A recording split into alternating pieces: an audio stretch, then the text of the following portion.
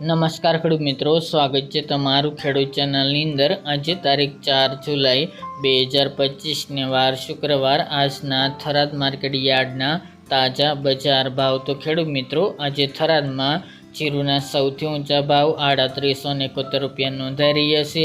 આજે પણ સતત ઘટાડો જોવા મળી રહ્યો છે જીરુની બજારમાં। અન્ય જણસીના ભાવમાં પણ સામાન્ય વધઘટ સાથે બજાર હાલ જોવા મળી રહી છે। તો ચાલો ખેડૂત મિત્રો, આપણે જાણી લઈએ કે આજે રાયડો, જીરું અને અજમાના ભાવ શું ચાલી રહ્યા હતા।